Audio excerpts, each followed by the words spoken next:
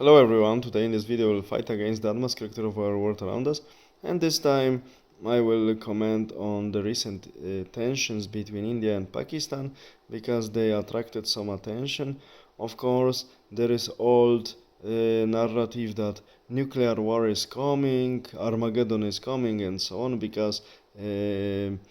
Pakistan and India are having some of the nuclear arsenals and they can use it, at least theoretically. But what I think about it, as far as we know, in the second half of 20th century, India and Pakistan were waging three wars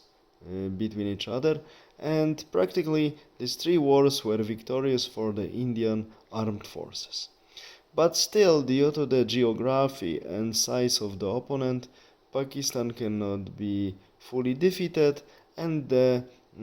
territory of interest of both sides, like Kashmir, are still under the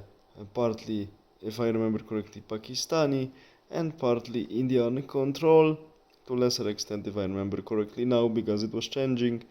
many times. And of course in 71, many people don't remember, India forced Pakistan to recognize the independence of Bangladesh, which foreign politics India manipulate, control till these days, because Bangladesh was called Eastern Pakistan before 1971, but after first failure of Pakistan, serious failure, military failure, India forced Pakistani government to recognize independence of Eastern Pakistan, and it was called Bangladesh. So we see that this conflict is not new, and nowadays these tensions I wouldn't treat really seriously. This is only manifestation of power by current governments, because they are facing huge economical and internal problems. So there is always old rule formulated in Prussian state and later in German Empire that followed,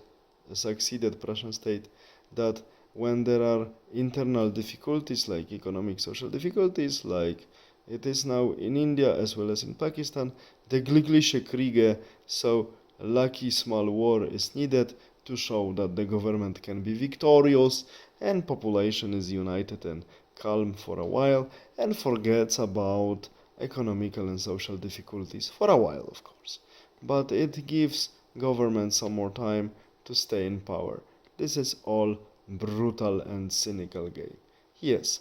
and we see that it's not so much different in case of India and Pakistan now as it was in the past with different states. This is how I see it, and no one is interested in a really huge escalation of this conflict because it might be very risky due to the nuclear arsenal these two countries are possessing, and